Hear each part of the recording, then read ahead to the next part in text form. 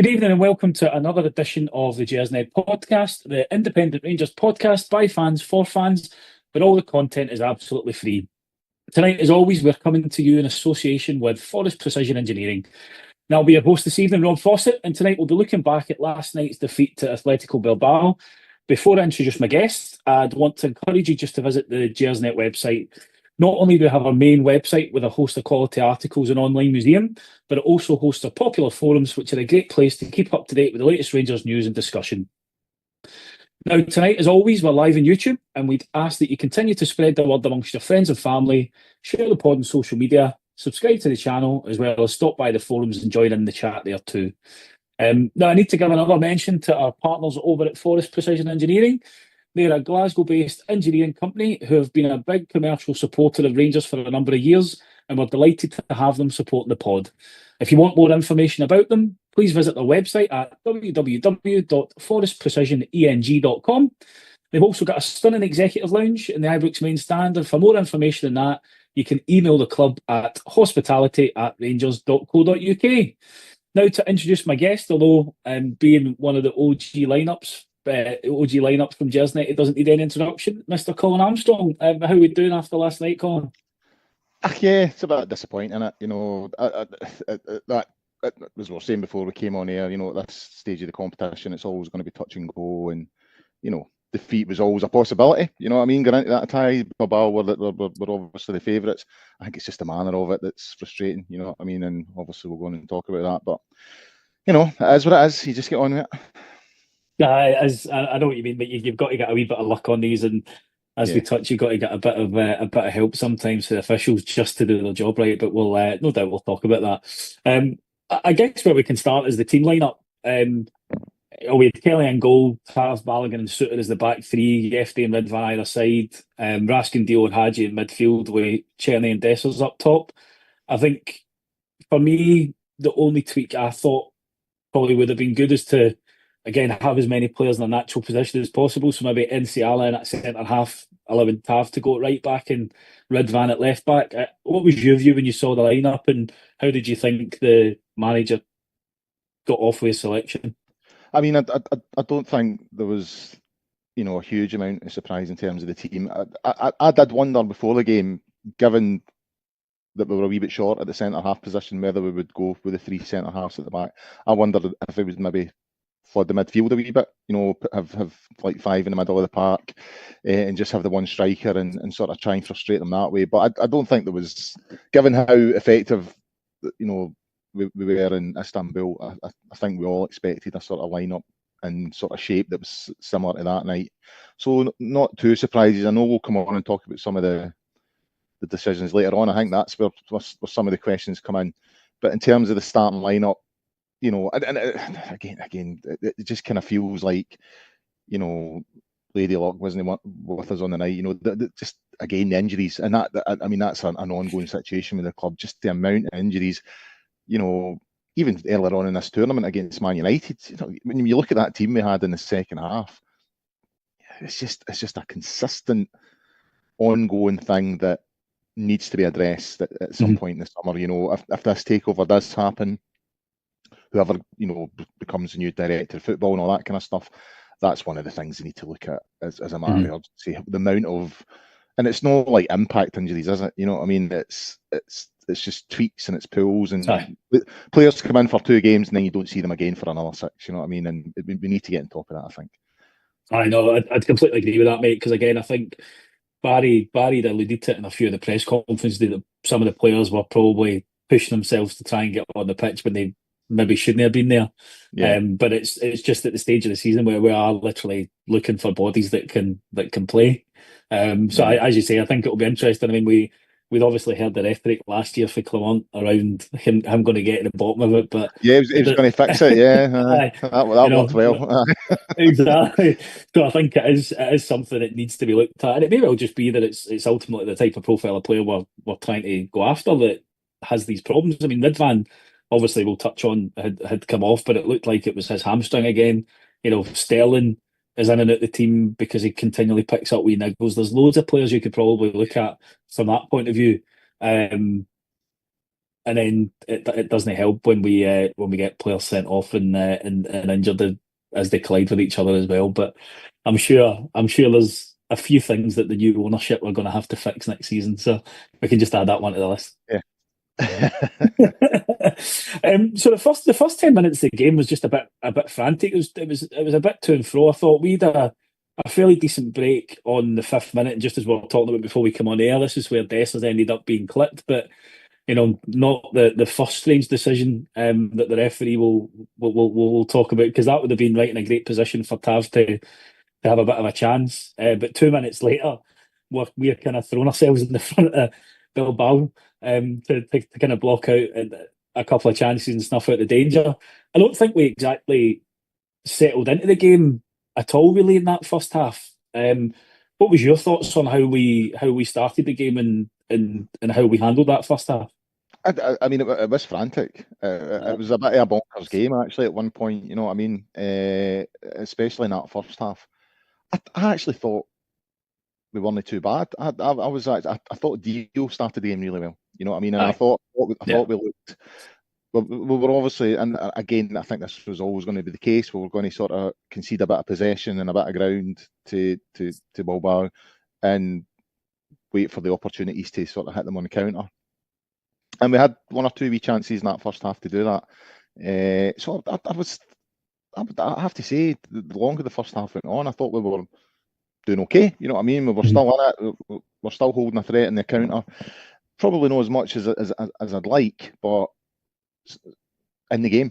You know what I mean? And that's all you're looking for. At this stage of the competition against that level of opposition, you want to stay in you want to stay in the game as long as possible and wait for your opportunity and try and take it. So, as much as it was a wee bit frantic and a bit chaotic, I thought we were doing okay. And then when Ridvan goes off and the changes come, I thought we lost that presence in the middle of the park with Dio sort of being pulled out left a wee bit. So I think that was a turning point, if you know what I mean. And they kind of got a wee bit of a grip in the game. We sort of lost our ability to sort of match them in the middle of the park, and I think that's where the goal comes from, to be honest with you. And we'll jump ahead to that, actually, mate, because I want to touch on the deal stuff, because I guess we're going to talk about decision making and referees probably quite a bit during this podcast, so we can leave that for a wee bit more. But we were forced into that change when Ridvan was going to go off, and I think this is the first questionable decision for me with Barry, was that substitution, because. And I was fully expecting Inciala to come in and, move Tav to right back, which is probably a more natural substitution. But surprisingly, it pans and it's fucking Conor Barron that's coming onto the pitch. And we then decide to move Dio back into that left wing back. And I'm like you, mate. I think Europe is where we see the best of Dio. His ability to take the ball in the middle of the pitch in tight spaces. He uses it well. He gives us just that little bit of breathing space, I think, to kind of keep hold of the ball. And when he moved into that left wing back, you're right, we completely and utterly missed that in the middle of that pitch. He still did a good job at the left wing back position. Don't get me wrong, I thought he was probably our best player on the night. But that was a bonker substitution for me. Yeah, I mean, I wasn't. I'll be honest, I wasn't surprised that he brought Barron on. What really surprised me was the formation that he went with after that. So again, because looking at the options we had at centre half, I was always thinking it's maybe best just to keep Encial on in case. I mean, we lost Balogun later on in the game. You know what I mean? So you're like, you don't have a huge amount of options in that position. It's maybe best just to keep him. And I thought that would have maybe been the opportunity to maybe go 5 in the middle. With Hadji was already out in that sort of left side. I would have maybe had Hadji on the left, Czerny on the right, and your 3 in the middle being Dio, Barron, and Raskin, and just go back to a back 4.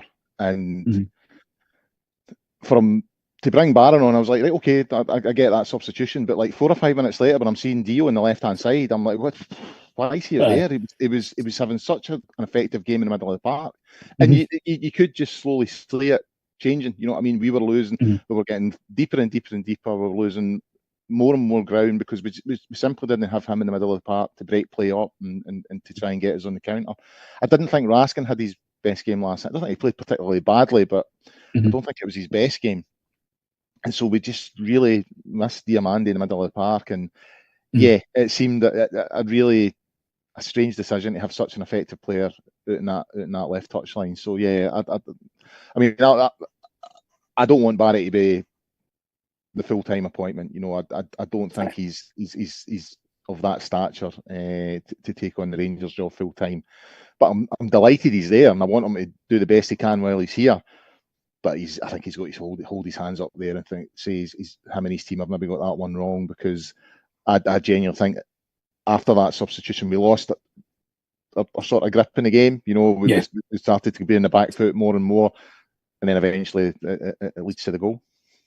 Aye, but before we get to the goal, I think the first major talking point of the game is on the 16th minute. You know, the ball's played through by Ridvan. It takes a wee bit of deflection off a Bilbao player, and Dessers is making a run to try and get through and get on the end of it. Now, I'd said it before we came on.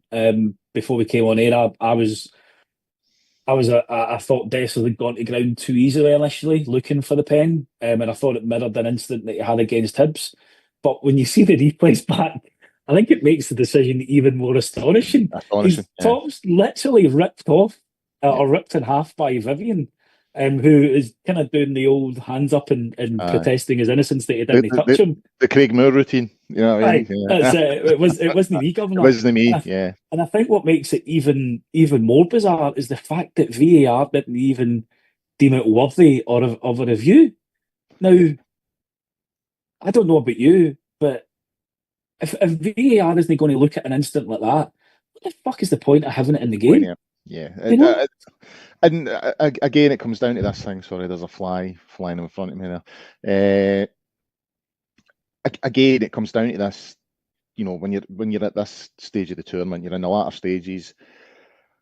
You need all the luck, and particularly if you're the underdogs. So you need all the luck, and for the referee not to give it in the first place, I think it's poor, because even in real time, I thought it was a penalty.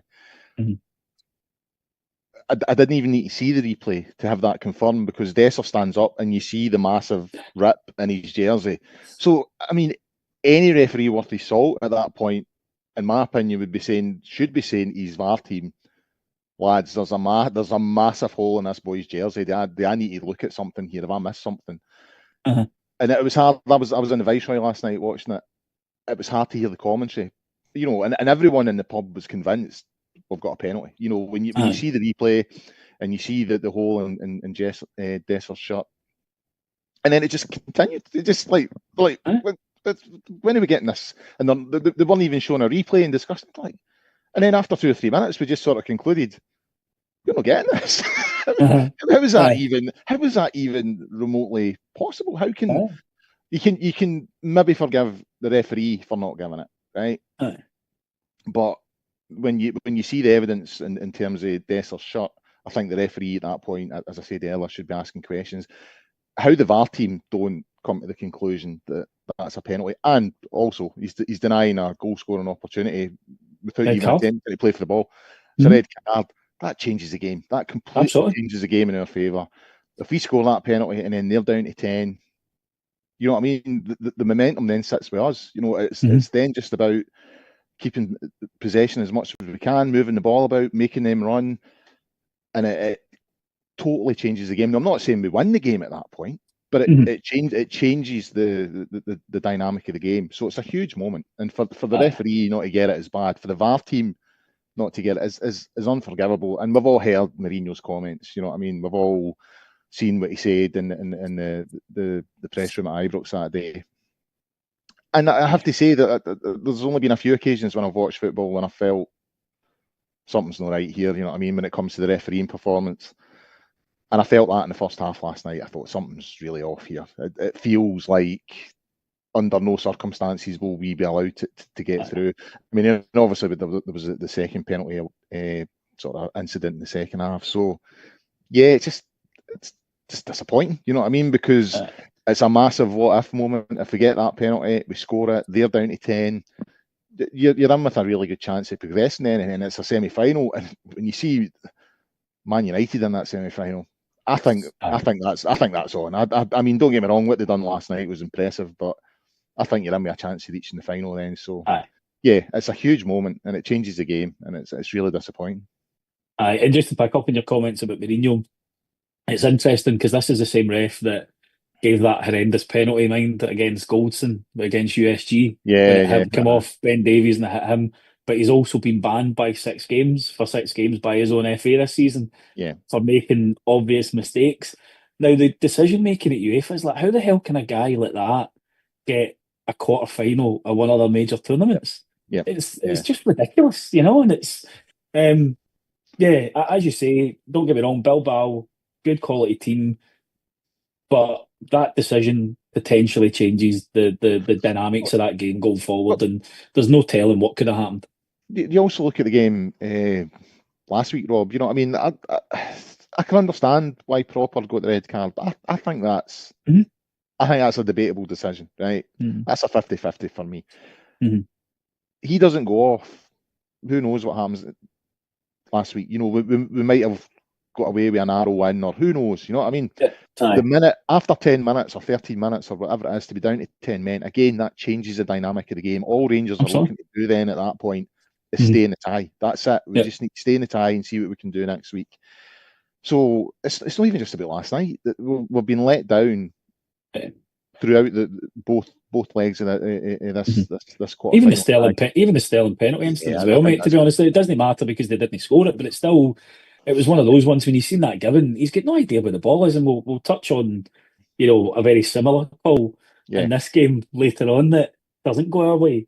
But And it's a it makes consistency, it, you know what I mean? oh, It's that lack aye. of consistency, yeah. Oh, absolutely, mate. So it's very, very frustrating. I'm sure there'll be more discussion about the refereeing decisions as we go on. But I guess we nearly got to half time at 0-0. You know, I think just before the instant that happened, I think we survived a big scare. You know, Kelly made himself quite big and the boy just absolutely blasted Yeah, it over the bar, which was a good that, one. But I suppose it wouldn't be a Rangers performance without us chucking one in their own net, and I think that's effectively what Suter did because it was an absolutely ridiculous challenge to concede the penalty, in my opinion. And you know the Bilbao players heading away for goal, Suter lumps into the back of him. For me, Stonewaller, there's absolutely no question that it should have been a penalty, and we're 1-0 down. And I think this is the one concern that I've always had with Suter is that he seems to have a mistake in him. Am I just being too harsh on him with that, with my view of the pen, or do you think it was something that could easily have been avoidable had he not jumped in like that? I mean, it kind of felt to me that the minute they broke up the park, I just had a feeling something was happening. You know what I mean? I felt they were going to score. And yeah, I mean, I've also got similar concerns about Suter. I think he's got mistakes in him, and don't get me wrong, he's a decent centre half, but I think he's a downgrade. If he's our main centre half, I think he's a downgrade on what we had with Connor Goldson, if you know what I mean. Mm-hmm. Mm-hmm. But that's a separate debate. I just don't think he's aware that the boy's there, and he just goes to clear it, catches him, and that's it. You know what I mean? It's yeah. I think the kind of fouls are the kind of fouls that you wouldn't have got a penalty for 20, 30 years ago. Mm-hmm. But these days they're stonewalls. You know, the minute you're making contact in the box, you're in trouble. So, you know, no real complaints, but it's frustrating because you're just looking to get to half time, regroup, maybe have a wee discussion about why he's dealing in the left hand side, and we've kind of lost our grip in the game a wee bit since he's been out there. And then you go again. Conceding a goal at that point means it's a completely different conversation. You've got a completely different team talk, and you know how we're going to approach that second half. So yeah, it's just the timing of it's just a killer. You know what I mean? It's just another sort of sucker punch and a series of sucker punches over the two legs of this tie. So yeah, it's disappointing to say the least. Absolutely. And then half time we make a change. Obviously, Enciala comes on for Hadji, and I kind of feel like he was a bit of a sacrificial lamb for that earlier substitution. Yeah. And I was a bit disappointed because I think Hadji in the first half had put in a bit of a shift, and you know his work rate is pretty decent. But the thing he always gives you is a little bit of quality on the ball. Now it was good that we'd moved Dio back into midfield, but do you think that was a bit of an acknowledgement for Barry that he got that first half sub wrong? Maybe. And I also think I I'm like you. I mean, I was messaging John from the pod last night about my thoughts and all the rest of it. And one thing about Hadji is exactly what you said, and I mentioned this to John last night. His work rate is phenomenal. Now he can lack that sort of top bit of quality in terms of the creative side of his game, but you've always got a chance of him doing something. And as much as he is a frustrating player, you know what I mean. I think we all look at Hadji and think he's a bit of a what if, another one that probably should have done more than he has done at Rangers. That's not to say he's been a bad player. I just think there's a feeling that he's not quite achieved his true potential. But when he's on the pitch, one, you get the work rate, and at this level, you need that. You know what I mean? He was matching the runs down that left hand side, getting in about it, and you've always got that chance with Hadji that he's going to just give you that one wee bit of quality. Showed it on Sunday there. I mean, that finish on Sunday was spectacular. It was a brilliant finish, and he's one of the most two-footed players I think I've ever seen at Ibrox.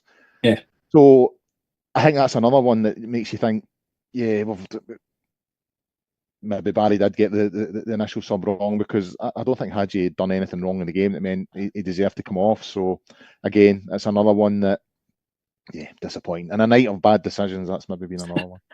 Absolutely. So we kick off second half, and I think we don't even need to wait a minute for the next bit of Rangers nonsense. We putting in Balogun going for the same ball, and I don't know if this is probably just a bit of lack of communication, but the result is a broken cheekbone by the sounds of it for Balogun. And I'm having it replaced by fourth time he's done it, apparently. I know, unbelievable. Yeah. So maybe it's him. I was going to say maybe it's him that needs to start shouting a bit more for the balls if he's going to be sticking his face in there to be headed by his teammates. But if it wasn't for bad luck, I don't think we'd really have any luck at all at the moment, would we, Colin? It's just no.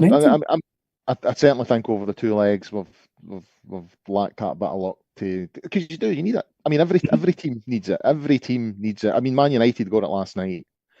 You know what I mean? The 3 goals in 3 minutes or something like that, deep in injury time.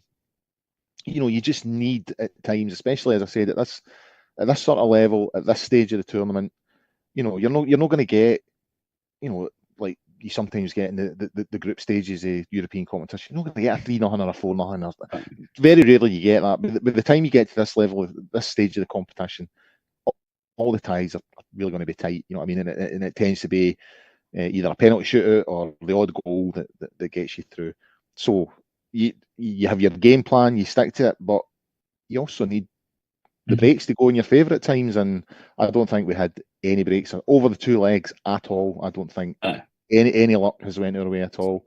So yeah, it's just been one of those. But I mean, I suppose focusing on the positive, I mean, if you'd have said to me in August, you know, 34 days for the Europa League final, we would still be in the competition, I don't think I would have. I don't think I'd have believed you, to be honest with you. And they have, as much as it's been it has been a shit area season. It's been the worst season for a good number of years. The performances in Europe have been really, really good. You know what I mean? Odd one aside, they've really, you know, they've punched above their weight a wee bit in Europe. So, and it's enjoyable. You know what I mean? I always enjoy the European night. So it has been a sort of a light and a sort of very dark campaign. Well, that was one thing I was going to touch on. Was the fact that, you know, it's another positive thing we can take about our performances in Europe. You know, I remember I was lucky enough to grow up in the 9-0 and Loudrups and Gascoignes and stuff like that. Yeah.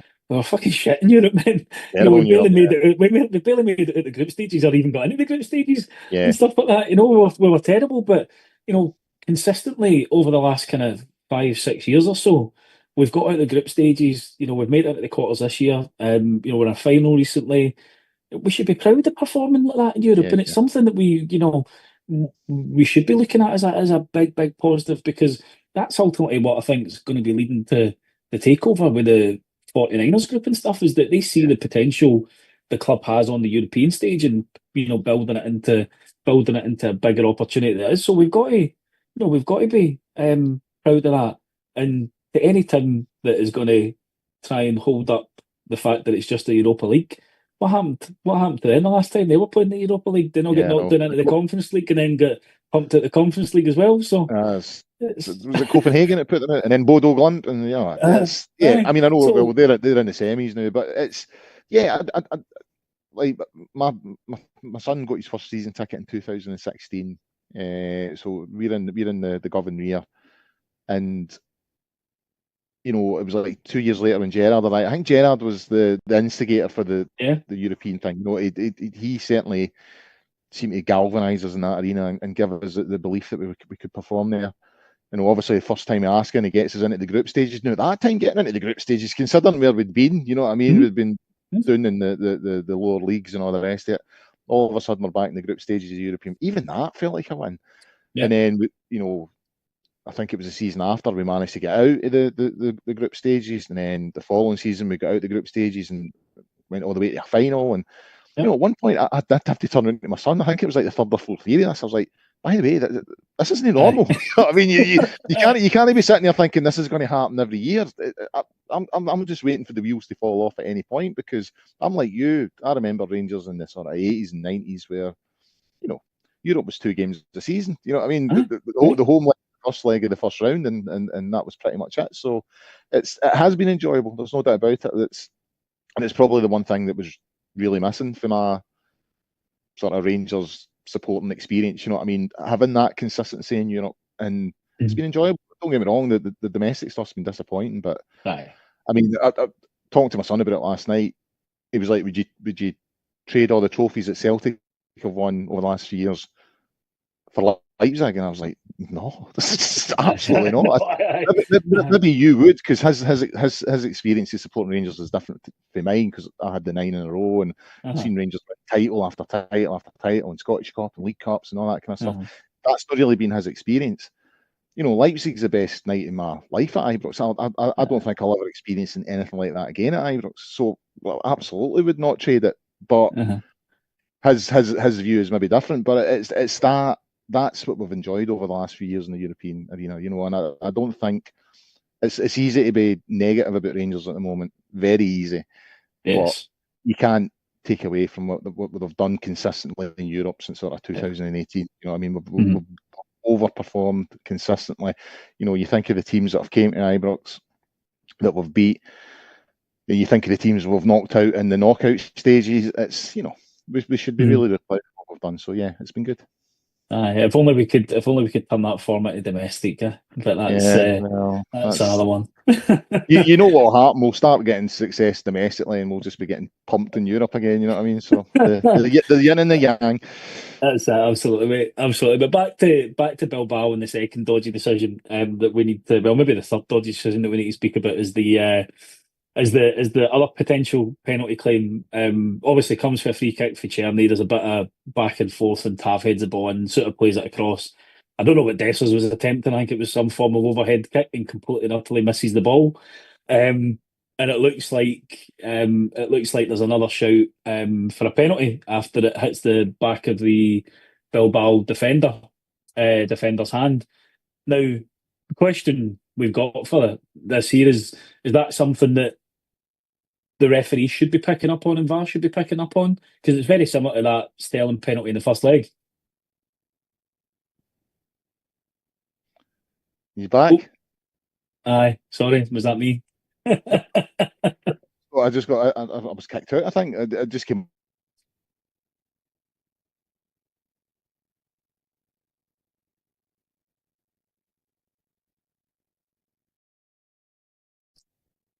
Hey there, Colin. I'm here. Aye, you're frozen. There we go. I think the weather's playing with the internet signals here, so hopefully you can hear me again. Yeah, hear and see you. So I was just saying we didn't really get any luck with that penalty claim. Obviously, the shot that Raskin hits kind of comes off the keeper, hits the post, but I think we've already touched on it. There's no difference to that penalty claim there is to the Sterling one in that first leg, and we probably should have had another penalty at this point, shouldn't we? Yeah, I mean, it's one I've never seen actually in real time. In real time, I'm just ruining the fact that Raskin's hit the post rather than scored.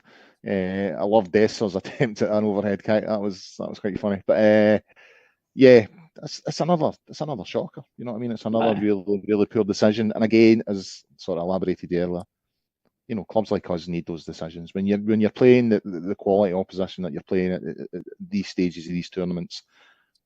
then you need the luck to go with you. And I mean, it does leave a bit of a rotten taste in the mouth. You know what I mean? When you feel like you've been done. You know what I mean? It's not when it's the referee's incompetent or anything like that. When you actually feel you've been done a bit here. You know what I mean? It does leave a sort of sour taste in the mouth, but there's nothing we can do about it. We just need to go on with it. I mean, it's a sore one because, as I said, I think if we did negotiate that tie last night, then I think that semi-final is winnable, and we've got the chance to reach another final. But the footballing gods were not on our side last night. That's it, mate. I think you can always tell by the reaction of some of the players as well, and I think you can see Tav and Barron clearly claiming for that in real time. For that handball, so it gives an indication that someone's gone on there. But as you say, it's one of those things now. It's done, dusted, and it must be heartbreaking for the players as well. You know what I mean? If they're out there busting a gut, trying to, I mean, obviously some of them have never been in the sort of stage of the European competition before. They're seeing the chance of reaching a semi-final, potentially a final. And they're out there. As much as I thought we lacked a wee bit of cutting edge, I don't think we've done anything tremendously wrong last night. I couldn't really say that our performance merited an absolute doing or anything like that. I thought Rangers played okay last night, done enough to stay in the game, and ultimately it's decisions that have cost us. So I mean, it must be sore for the players because some will realise. I think we all know that some players there won't be there next season. Some will realise this is their last crack. Getting to a European final. So it must be sore. To go out there and do your job as to the sort of best of your ability, but actually outside factors dictate that you don't win the game. So it is. There's no doubt about it. It's really frustrating, but it is what it is. Absolutely. And talking of frustration, I think the 79th minute probably summed it up. That was when the game was really done. It was a ball across for the Bilbao right back. Nico Williams is kind of marked at the back post, and it's a simple header to make it 2-0. And as much as Tav's been great for us offensively, and you look at his numbers, sadly this is a downfall. And the frustrating thing is he kind of scans his shoulder, sees the danger, but then just doesn't track the run and doesn't react to the run for Nico Williams. Yeah, it's been a constant in his game, really. In terms of the numbers, which have been down this year, by the way, his numbers are well down this year. But and his free kick, I mean, that free kick he took last night was awful as well. And you want to know something? I was standing there with my son, and there was a wee old guy standing here. Free kick. I was like, see, the one thing he can't do is just pump it out of the bar. I says, if you're getting everybody up the park, you either need to find somebody in the box or you need to get the keeper to make a save. And then he just goes and pumps it out of the bar. You know what I mean? And it's not even close. I mean, it's well over the bar. And all the players that have ran up for a set piece then just have to come back. And so, that was frustrating. But, there's no doubt about it. He's contributed a lot. I mean, I get a bit uncomfortable with some of the stick that Tav gets, I've got to be honest. But there's no doubt about it. I mean, every player's got weaknesses in their games, and that's one he has. You know what I mean? He's the defensive side of his game can be suspect at times. And I do think teams target him. I mean, I think they feel if they can get to the byline on the other side and cut it across, if someone's coming in, Tav's going to be sleeping. He's going to let it go across him, and we've seen it at Celtic Park a few times. So there's no doubt about it. It's a failing in his game. I've got to say, I don't think he's the only one to blame for that goal. The ball gets played up to Dessers, who should do a lot better in terms of holding it up. And that's when sort of the crossover and possession happens. And I just don't think we react well to it. We don't defend it well at all. But if you're the man, the last man in the last line of defence, and that's the sort of level of sort of challenge that you put in, then the finger's going to point at you. Everyone's going to look at you as the one that's let the team down. So look, I mean, how old is he? 31, 32? I think he's 33 now, isn't he? 33. So he's. I think the chances of ironing this sort of stuff out his game's gone. You know what I mean? He's just. he's the player he is, and that's it. I don't think we'll ever really get much more out of him defensively than we get just now. I've got to say, I've quite enjoyed him at centre half. I think he's He's showed a wee done. bit at centre half. Aye, He's maybe, done fairly well, and I think for me it's just disappointing because he'd actually done a good job of shutting down Nico Williams over the two legs. I think there yeah, was a couple of wee moments, but certainly in the first leg he'd done a brilliant job of nullifying him at Ibrox. And Nico Williams is a quality player. He's got pace, he's tricky. yeah, It was just it's just one of those ones where you felt if we could nick a wee goal, we might get back into it, and then yeah. aye. And you want to, given when it happened in the sort of last 10 minutes, you are reaching that point of, just go for it. You've got nothing to lose now, what I mean? And we never really got that opportunity, because the minute that goes in, was it 8 minutes to go or something like that? You're like, that's it, the game's done. We hadn't really threatened them enough to make you think that we're going to score 2 goals in the last 8 minutes of the game. So, yeah, it's disappointing. Look, I still think it's a good campaign and all that kind of stuff. It's just the manner of the defeat, I think. I mean? I think it's the hope that kills you, as I say, Rob.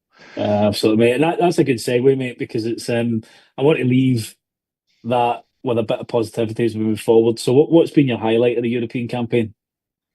I mean, I think the best performance was in Istanbul. What I mean? I thought that was because I mean, the minute we saw it was Mourinho, you kind of thought this will be a tough game, and to go over there and I mean the tie should have been done in the first game. What I mean? It should have absolutely been done. Obviously, it was 3 going on 5, wasn't it? It's I like know. we should We had two shocking decisions. Denied Dessers a couple of goals. We should have came home with a 5-1 victory that night, and obviously we lost the home leg, and it had to go to penalties. But I think that performance over there, the performance against Spurs as well, I thought we were really unlucky that night. That was a good night. I enjoyed that. And Dessers' goal at Old Trafford. Again, we don't get the luck that night with injuries, and we end up with a team full of young boys, and we just stay in the game. And a keeper that punches the ball in his own net. Yeah, and then you think, oh, it's us, we're beat, and then Dessers pulls this thing that's just it's a phenomenal finish. And that's what makes him such a frustrating player, because he's got that in his locker. He's no surreal Dessers, he's surreal Dessers. Yeah, I know. Yeah, it was surreal last night, that's for sure. But you think we've got a result, and then just to the last minute goal, which I don't think covered Butland in glory that night. But it's been a good campaign. There's been a couple of highlights, I must admit, and again, it's something as a Rangers supporter of a certain age you're not really used to. There's actually been a feeling the last couple of seasons, I felt, going to the European nights, it's almost like they're not as big as they used to be, because we're becoming so used to them. You know what I mean? It used to be like I think McCoy's commented on it earlier on in the season, saying, Ibrox wasn't quite as electric as it had been on a Thursday night, and I just think that's because we've become so used to it. You know what I mean? It's been a good run the last 7 or 8 years. So, and the night it was a game when we qualified. We made the last 8. What game was that? And that was a kind of quiet night that night. I think we drew 2 each that night, and then all of a sudden people's phones started. Well, we're through because the results elsewhere. If it stays a draw, we're through. That was a good night, because finishing in the top 8 was an achievement as well. You know what I mean? And that's what makes the domestic stuff all the more frustrating. You're just like, how can this team overperform in the European arena and come up against far stronger teams and put in better performances and get better results, and then go to Dundee and huff and puff, and go to Motherwell and drop points, go to St Mirren and drop points. It's just it's the contrast between Saturday afternoon Rangers and Thursday night Rangers it's a weird one. You know what I mean? It's but hopefully it's something we'll sort out over the summer. Fingers crossed, mate. Fingers crossed. I'm conscious of time. Frankie's going to be killing me, because we probably will run a little bit over, so apologies for that. But I think the next thing I wanted to talk about was obviously Barry for manager, and I think it's safe to say that the chances of him getting the job are probably now dead in the water. And I wasn't expecting tactical innovation when he took the job on. I think what I really wanted for him was to give the players a good kick up the backside and instill in them what it means to play for Rangers. And I think we've Yeah, seen it in parts, yeah, but I'd I agree with think that. it's still some way off being acceptable. And one of the questions I want to ask you, mate, is, can we put all that down at Barry's door? Is it just the fact that actually there's going to be a lot of these players that are far too soft when it comes to the rigours of playing for Rangers and dealing with the physicality in Scotland? I think, I mean, me and a couple of mates have disagreements here on this. The raw is not Barry's fault, in my opinion. He's come in, and I'm not just saying that because it's Barry, and I love Barry Ferguson as a player. I thought he was outstanding for Rangers. It's, to me, the raw was already there, and any interim coming in is just coming in to see the job out for 3 months or whatever it was. He was coming in for. They're not going to come in and make huge amount of changes in terms of results and performances, in my opinion. The one thing I have enjoyed, I think the games have been a wee bit more fun. They've been a bit chaotic. Like the Dundee game and the Kelly game. Constantly being 2 goals down and coming back and winning. Obviously the form at Ibrox has not been great, but again, 2 of them were under Phil. You know what I mean? 2 of the 5 were under Phil, so you can't just lump that at Barry's door. But the one thing I have enjoyed is someone who understands what Rangers are, and see, like, his press conferences are night and day compared to Phil's. Yeah. I think you've got someone who's more honest, who seems to be willing to accept responsibility. Now, I don't think there's any debate that Philip Clement's a better manager than Barry Ferguson. I don't think there's any debate about that when you look at where the two have managed in terms of the levels they're managed at. But for me, one of the major issues with Clement was his handling of the press and the messaging that he was coming out with after games. If there's anything that annoys me as a football supporter, is when someone who's in the game treats you like you're a fucking idiot. And I felt that's how Clement treated us at times. Some of the stuff you used to come away with after games, you think to yourself, do you think just because I've not got a UEFA A badge, you know what I mean? Right. That I don't know that what I'm seeing doesn't match up with what you're seeing. What you're saying, it was just not. And his constant sort of reliance on the disparity of stats. So we had this much possession, we had this amount of shots and goal. That's great, Phil, but we've lost a game. You know what I mean? And we're now at one point we're 9-10 points behind Aberdeen in second place. And the way he was talking just didn't match up with that, if you know what I mean. And I mean, I think we could all accept the Queen's Park game's the game that finished him. There was no coming back from that. His first comment in the interview after that game, how do you feel about that? Super frustrating. Honestly, I've earned put my foot through the telly. Honestly, super frustrating. That's what you're feeling. You know what I'm feeling, Phil? I'm feeling a bit more than super frustrated, to be honest with you. And that as much as anything with Philip Clement is what done him for me. What he was saying in interviews and press conferences did not match up with what I was seeing, and it felt like he was trying to pull the wool over my eyes a wee bit. Whereas with Barry, what he says matches with what I see. You know what I mean?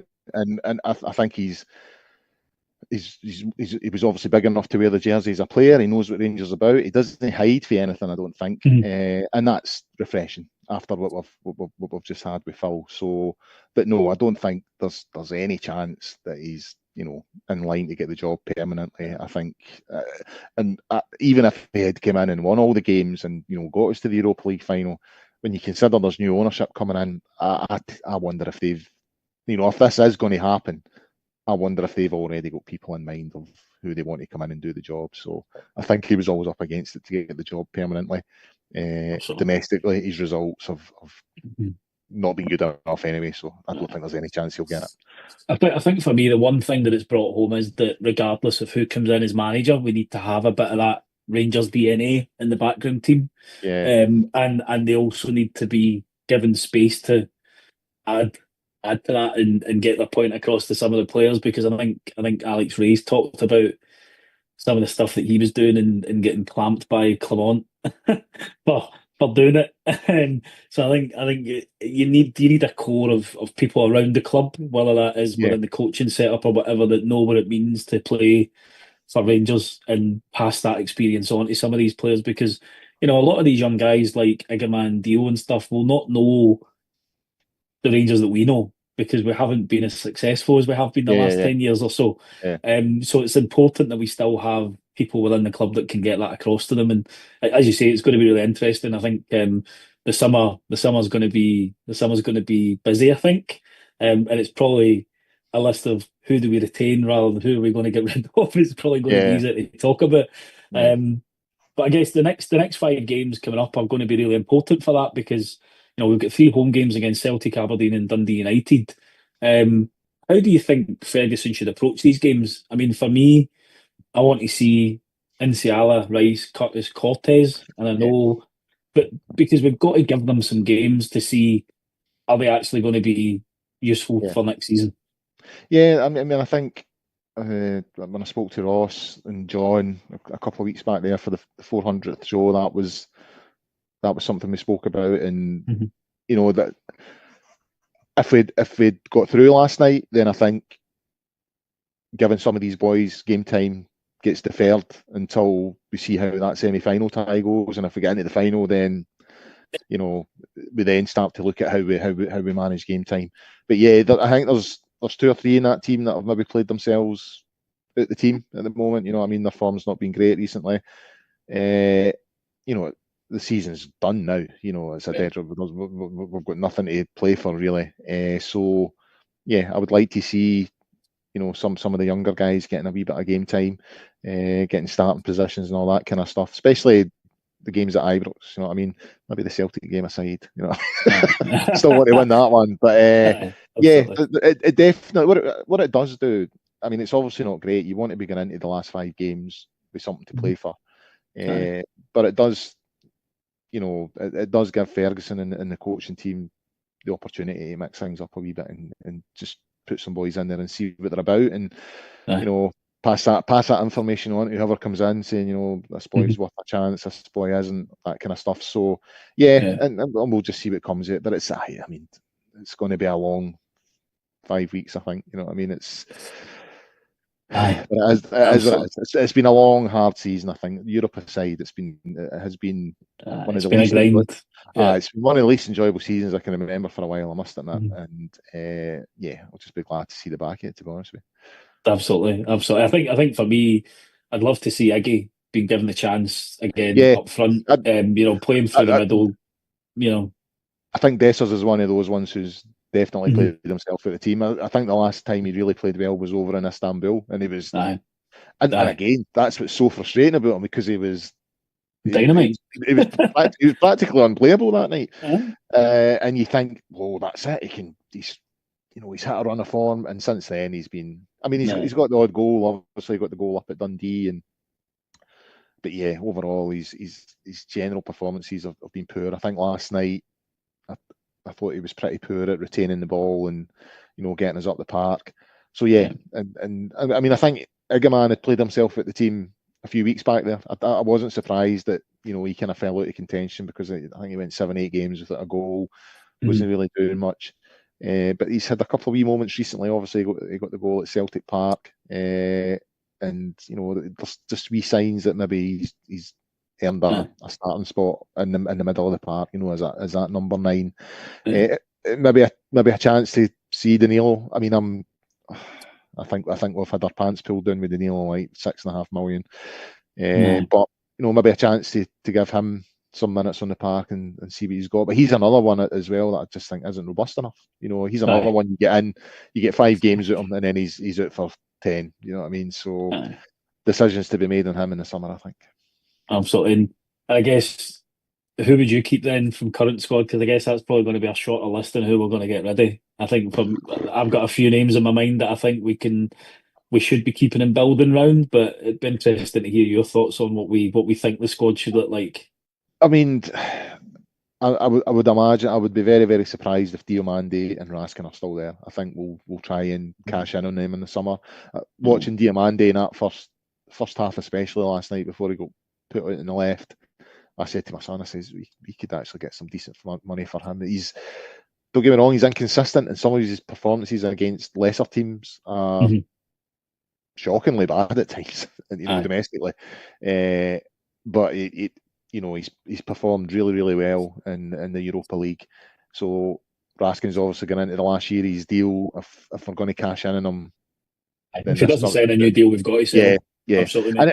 And to be honest with you, I kind of wonder if this is where we've failed previously. You know what I mean? We'd keep on giving them another deal, and then they never hit those heights again, and then and we lose the opportunity to cash in on them.